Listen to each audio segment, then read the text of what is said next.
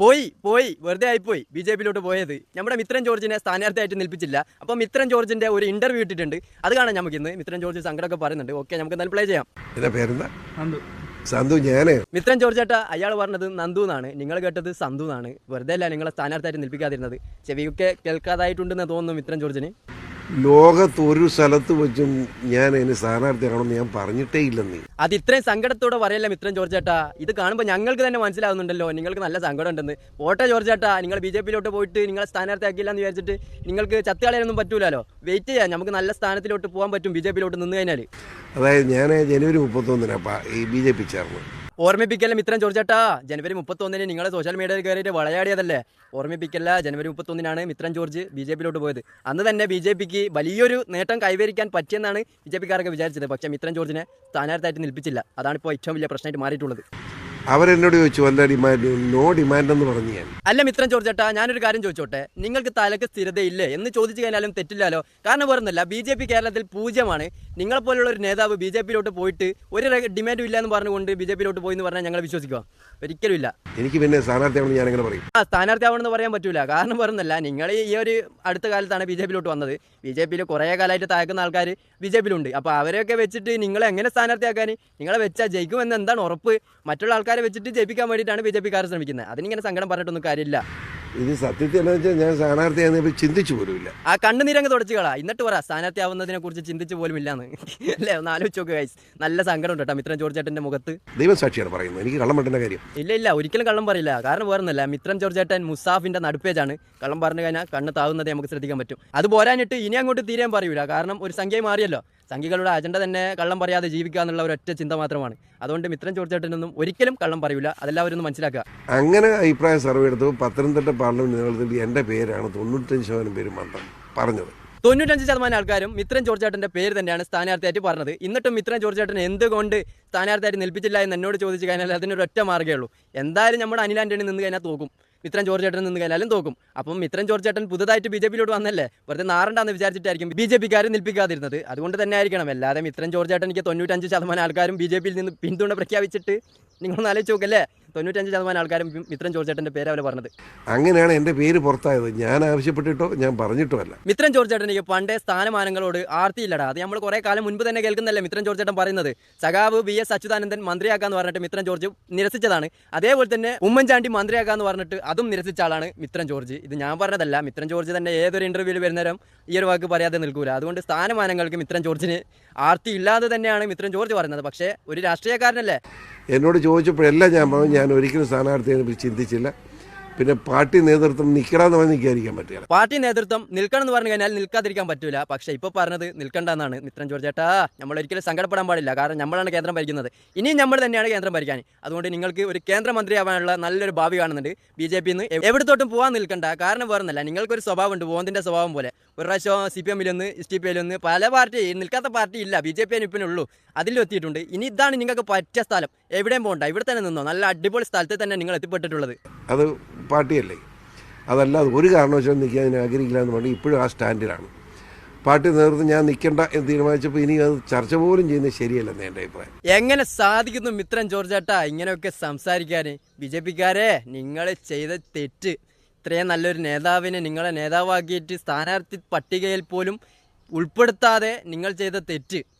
മിത്രൻ George ചേട്ടനെ നിങ്ങൾ സ്ഥാനാർത്ഥിയാക്കിയില്ലല്ലേ. B J പിക്കാരെ, Anil ആന്റണിയല്ലേ നിങ്ങൾ സ്ഥാനാർത്ഥി. അതുകൊണ്ട് തന്നെ അനിൽ ആന്റണി പൊട്ടാൻ സാധ്യത കൂടുതലാണ്. കാരണം വേറൊന്നല്ല, മിത്രൻ ജോർജ് ചേട്ടൻ നിൽപ്പിച്ചിട്ടുണ്ടെങ്കിൽ നിങ്ങൾക്കൊരു ചെറിയൊരു പ്രതീക്ഷ, അതായത് 100-ൽ 1% പ്രതീക്ഷ ഉണ്ടായേനെ. ഇപ്പോൾ 100-ൽ 0 മാറിയിട്ടുണ്ട് അനിൽ ആന്റണി നിൽപ്പിച്ചതിന് ശേഷം. എനിക്കതിനകത്ത് വളരെ സന്തോഷമുണ്ട്. സന്തോഷം എന്തുകൊണ്ടാണെന്നറിയോ? നിങ്ങൾക്ക് വെറുതെ നിന്നിട്ട് പൊട്ടണ്ടെന്ന് വിചാരിച്ചിട്ട് അതിൻ്റെ സന്തോഷമായിരിക്കും. അല്ലാതെ വേറെ എന്തുകൊണ്ടാണ് സന്തോഷിക്കാൻ ഉള്ളത്? സ്ഥാനാർത്ഥി പട്ടികയിൽ 95% ആൾക്കാരും മിത്രൻ ജോർജ് ചേട്ടൻ്റെ പേരാണ് പറഞ്ഞത്. അപ്പോൾ ജോർജ് ചേട്ടൻ എനിക്ക് സന്തോഷമാണെന്ന് നമ്മൾ പറയുന്നത്. അപ്പോൾ പൊട്ടുന്ന ഉറപ്പല്ലേ? ഒരു പ്രശ്നമില്ല. ഇപ്പോൾ ഒരു പ്രഖ്യാപിച്ച സ്ഥാനാർത്ഥി നമ്മുടെ അനിൽ ആന്റണിയാണ്. യെസ്, ബി ജെ പിയുടെ പത്തനംതിട്ട സ്ഥാനാർത്ഥി അനിൽ ആന്റണിയാണ്. അതുകൊണ്ട് തന്നെ മിത്രൻ ജോർജ് ചേട്ടൻ്റെ പേര് പരിഗണിച്ചിട്ട് പോലും കേന്ദ്ര നേതൃത്വം പറഞ്ഞതാണ് പോലും മിത്രൻ ജോർജ് ചേട്ടൻ നിൽപ്പിക്കേണ്ട. അനിൽ ആന്റണി മിത്രൻ ജോർജിനേക്കാൾ മുന്നേ വന്നതല്ലേ. അപ്പോൾ അതുകൊണ്ട് മാത്രമാണ് മിത്രൻ ജോർജ് ചേട്ടനെ ഒഴിവാക്കിയത്.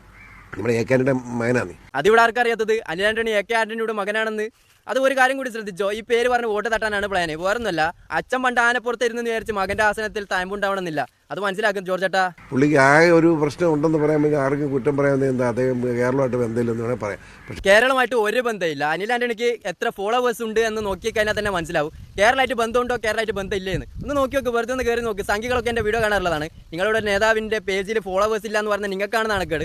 എല്ലാവരും പോയിട്ട് അനിൽ ആന്റണിയുടെ പേജിൽ ഫോളോ ചെയ്ത് വെച്ച് പേജിൻ്റെ ഫോളോവേഴ്സ് കൗണ്ട് കൂട്ടി കൊടുക്കണം. കാരണം വേറൊന്നല്ല, നിങ്ങളുടെ ഒരു സ്ഥാനാർത്ഥിയുടെ പേജൊക്കെ കണ്ടോ, ഇത്രയേ ഉള്ളൂ ഫോളോവേഴ്സ്. അതുകൊണ്ട് എല്ലാ സംഖ്യകളും പോയിട്ട് ഇപ്പോൾ തന്നെ ഫോളോ ചെയ്ത് വെച്ചേക്കാം. ഏക്കാൻ്റെ മകനാണ്, ബന്ധമില്ലെന്ന് പറഞ്ഞിട്ട് കാര്യമുണ്ട്. അതിനുള്ള ഉത്തരം ഞാൻ പറഞ്ഞു കഴിഞ്ഞു. അപ്പൻ പണ്ട് ആനപ്പുറത്ത് കയറി എന്ന് വിചാരിച്ചു മകന്റെ ചന്തിയിൽ തായ്മുണ്ടാവണമെന്നില്ല. അത് മനസ്സിലാക്കുക എല്ലാ സംഖ്യകളും. AK ആന്റണിയുടെ മകൻ എന്ന നിലയിൽ നമുക്കൊരു ബന്ധമായി. AK ആന്റണിയുടെ മകൻ എന്ന നിലയിൽ ഒരു ബന്ധമായി. അതെങ്ങനെ ഒരു ബന്ധമാവാന്? ഒരിക്കലും ബന്ധമാവൂല. കാരണം അനിൽ ആന്റണി BJP ആണ്, AK ആന്റണി കോൺഗ്രസ് ആണ്. അപ്പോൾ കോൺഗ്രസ്സുകാരെല്ലാം BJPക്ക് വോട്ട് ചെയ്യുന്നു വിചാരിച്ചോ? ഈ അനിൽ ആന്റണിയെ കണ്ട ഉടനെ ഒരിക്കലും ഇല്ല. കോൺഗ്രസ്സുകാർക്കേ വോട്ട് ചെയ്യുള്ളൂ. BJPക്കാർ അനിൽ ആന്റണിക്ക് വോട്ട് ചെയ്യും. അപ്പോൾ ആ പേര് പറഞ്ഞ് വോട്ട് തട്ടാൻ നോക്കണ്ട. അച്ഛൻ കോൺഗ്രസ് ആണ്, മകൻ BJP ആണ്. വോട്ട് കോൺഗ്രസ്സുകാർക്കേ ചെയ്യൂ. BJPക്കാർക്കേ വോട്ട് ചെയ്യും. അത് മനസ്സിലാക്കുക. അപ്പോൾ പേര് പറഞ്ഞിട്ട് വോട്ടാക്കാൻ നോക്കണ്ടെന്നാണ് എൻ്റെ അഭിപ്രായം. വോട്ട് കിട്ടിയില്ല, എത്ര മാക്കിയിട്ടും കാര്യമില്ല, വോട്ടൊന്നും കിട്ടിയില്ല. അതൊക്കെ കോൺഗ്രസിന്റെ വോട്ട് തന്നെയാണ്. BJPക്ക് പുതിയതായിട്ട് വോട്ട് കിട്ടിയിട്ടുണ്ടെങ്കിൽ അനിൽ ആന്റണി കുറച്ച് കരകയറും. അല്ലാതെ വിജയിക്കുന്നു ഞാൻ ഒരിക്കലും പറയുന്നില്ല. അങ്ങനെ എന്തോ പുള്ളിക്ക് ഇഷ്ടപ്പെട്ട ഒരു സ്ഥലമായിട്ട് പത്തനംതിട്ട തോന്നിയതുകൊണ്ടാണല്ലോ പുള്ളി ഇങ്ങോട്ട് വന്നത്. പുള്ളി ആവശ്യപ്പെട്ടിട്ടാണല്ലോ പുള്ളി കൊടുത്തത്. അപ്പം മിത്രൻ ജോർജ് ചേട്ടൻ ഇത്രയും നേരം പറഞ്ഞത് നുണയാണെന്ന് മനസ്സിലായില്ല. ഞാൻ നേരത്തെ മുസാഫിന്റെ തടുപ്പിച്ചാന്നെല്ലാം പറഞ്ഞിട്ടുണ്ട്, അതൊക്കെ പോയി. ഇപ്പം നിങ്ങൾക്ക് മനസ്സിലായില്ലേ? അനിൽ ആന്റണി ചോദിച്ചത് കൊണ്ടാണ് മിത്രൻ ജോർജ് ചേട്ടൻ ഒഴിഞ്ഞു കൊടുത്തതെന്ന് പറഞ്ഞില്ലേ? അപ്പോൾ ഒരു കാര്യം മനസ്സിലാക്കാം, മിത്രൻ ജോർജ് ചേട്ടൻ എനിക്ക് നല്ല സങ്കടമുണ്ട് സ്ഥാനാർത്ഥിയായിട്ട് നിൽക്കാത്തതിൽ. അപ്പം പുള്ളി ഇലക്ഷൻ വരട്ടെ, നമുക്ക് മാക്സിമം ജയിപ്പിക്കാൻ വേണ്ടി ഒരു ശ്രമം നടത്താം. ആ വാക്കുകളിൽ എന്താ ഒരു കോൺഫിഡൻസ് ഇല്ലാത്തതുപോലെ. ജോർജ് ചേട്ടാ, നിങ്ങൾ BJPക്കാരെ ചാമ്പാൻ വേണ്ടി നിൽക്കുകയാണോ? അങ്ങനെ ഒരിക്കലും ചെയ്യാൻ പാടില്ല. നിങ്ങളെ വോട്ട് BJPക്ക് തന്നെ ചെയ്യണം. മറ്റൊരു പാർട്ടിക്ക് നിങ്ങൾ വോട്ട് ചെയ്യാൻ പാടില്ല. കാരണം വേറൊന്നല്ല, നിങ്ങൾ നിൽപ്പിച്ചില്ല എന്ന് വിചാരിച്ചിട്ട് നിങ്ങൾ മറ്റൊരു പാർട്ടിക്ക് വോട്ട് ചെയ്യാൻ പാടില്ല. കാരണം നിങ്ങൾ BJPക്കാരാണ്, ഇപ്പോൾ ഒരു സംഖ്യയാണ്. അത് വലിയൊരു കമ്മ്യൂണിസ്റ്റുകാരൻ കാഞ്ഞിരപ്പള്ളിയുണ്ട്. അങ്ങേരെ എന്നോട് പറഞ്ഞു PC ആണെങ്കിൽ ഞാൻ വോട്ട് ചെയ്യുന്നു. വലിയൊരു കമ്മ്യൂണിസ്റ്റുകാരൻ ഉണ്ട്.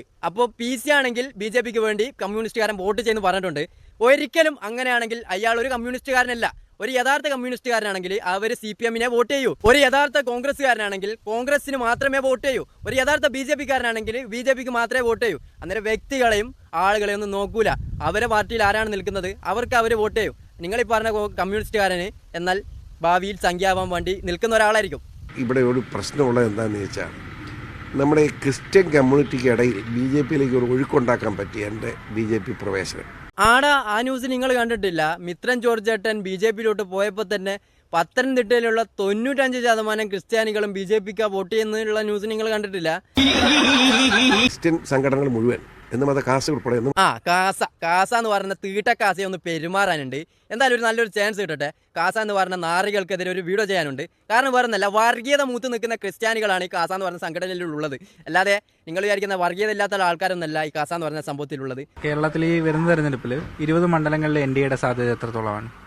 അത് പറയാൻ എനിക്ക് ഗണിച്ചറിയാനുള്ള മാർഗമില്ലല്ലോ. എനിക്ക് ഗണിച്ചറിയാനുള്ള മാർഗമുണ്ട്.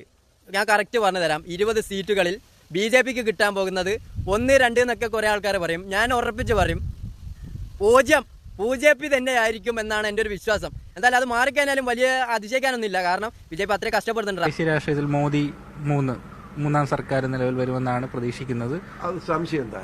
എൻ്റെ ആർക്കതാർക്കും മോദി അധികാരത്തിൽ വരുന്നുള്ളതിന് ആർക്കെങ്കിലും സംശയമുണ്ട്? മോദി 3ാമത്തെ പ്രാവശ്യം അധികാരത്തിൽ വരുമെന്ന് ആർക്കെങ്കിലും സംശയം ഉണ്ടെങ്കിൽ ആ സംശയമൊക്കെ മാറ്റിവെച്ചേക്കുക. കാരണം വേറൊന്നല്ല, ഇന്ത്യയിൽ ഏറ്റവും കൂടുതലുള്ളത് ചാണകം തിന്നുന്ന ടീംസാണ്. നമ്മൾ ഈ സൗത്ത് ഇന്ത്യക്കാരാണ് വളരെ കുറച്ച് പേര് മാത്രം ഇവരെ എതിർക്കുന്നത്. അല്ലാതെ കൂടുതൽ ഇന്ത്യയിലുള്ളത് ചാണകം തിന്നുന്ന ടീംസ് തന്നെയാണ്. അപ്പോൾ അതുകൊണ്ട് തന്നെ 3ാമത്തെ പ്രാവശ്യവും നരേന്ദ്രമോദി തന്നെ ഭരിക്കും. സംശയമൊന്നും വേണ്ട. ചിലപ്പോൾ വിവരം വെച്ചിട്ടുണ്ടെങ്കിൽ, അതായത് വീട്ടിലെ അടുപ്പിലൂടെ ചേര ഓടിക്കഴിഞ്ഞാലും പ്രശ്നമല്ല. എൻ്റെ വർഗീയത ജയിക്കണമെന്ന് വിചാരിക്കുന്ന കുറേ നാറികളുണ്ട് ഇവിടെ. അവരുള്ളിടത്തോളം കാലം നരേന്ദ്രമോദിജി 3ാമത്തെ പ്രാവശ്യം ഇന്ത്യ ഭരിക്കുമെന്നതിൽ സംശയം വേണ്ട. എനിക്കങ്ങനെയാണ് തോന്നുന്നത്. ഒരു 95% മോദി തന്നെ 3ാമത്തെ പ്രാവശ്യം ഭരിക്കും. അത് തന്നെയല്ലെന്ന് ലോകത്തിന്റെ മുമ്പിൽ ഇന്ന് ഇന്ത്യയുടെ വില എന്നതാണ്. ലോകത്തിന്റെ മുന്നിൽ ഇന്ത്യയുടെ വില എന്താണെന്നാണ് മിത്രൻ ജോർജ് ചേട്ടൻ ചോദിച്ചിട്ടുള്ളത്. മിത്രൻ ജോർജ് ചേട്ടൻ ഞാൻ കറക്റ്റിംഗ് പറഞ്ഞു തരാം. ഉള്ളവന്റെ കയ്യിൽ വീണ്ടും വീണ്ടും വീണ്ടും ഉണ്ടാവുന്ന നാടാണ് ഇന്ത്യ. ഇല്ലാത്തവന്റെ കയ്യിൽ മരിക്കുന്നത് വരെ ഒന്നും ഇല്ലാതെ നിൽക്കുന്ന നാടാണ് ഇന്ത്യ. അപ്പോൾ ഇല്ലാത്തവന്റെ കയ്യിൽ നിന്ന് പീയുന്ന നാടാണ് ഇന്ത്യ.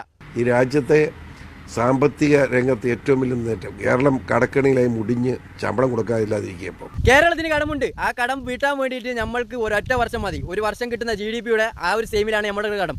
ഇന്ത്യക്ക് എങ്ങനെയാണ് കടമുള്ളത്? അതൊന്നും ചിന്തിക്കാനുള്ള കഴിവില്ലേ മിത്രൻ ജോർജ് ചേട്ടാ? ഇന്ത്യക്ക് കടം വന്ന് മുടിഞ്ഞിക്കുക, എല്ലാത്തിനും വില കൂടി പോയി. എന്തുകൊണ്ട്? മോദി ഭരിച്ചതുകൊണ്ട്.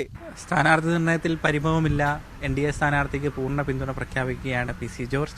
അതിപ്പോൾ പരിഭവം ഉണ്ട് എന്ന് പറഞ്ഞിട്ട് കാര്യമില്ലല്ലോ. കാരണം വേറെ ഒന്നല്ല, പരിഭവം ഇല്ല എന്ന് പറയുന്നതാണ് നല്ലത്. പരിഭവം ഉണ്ട് എന്ന് പറഞ്ഞിട്ട് എന്ത് കാര്യം? എന്തായാലും നിൽപ്പിക്കില്ല എന്ന് ഉറപ്പല്ലേ. വേറെ ഒന്നും എനിക്ക് പറയാനില്ല. ഇതാണ് നമ്മുടെ ഇന്നത്തെ ഇവിടെ. ഇതിൽ നല്ല വീഡിയോ നമുക്ക് വീണ്ടും കാണാം. മിത്രൻ ജോർജ് ചേട്ടൻ്റെ സ്ഥാനാർത്ഥിത്വത്തിൽ പേരില്ല, അതാണ് ഏറ്റവും വലിയ സങ്കടം.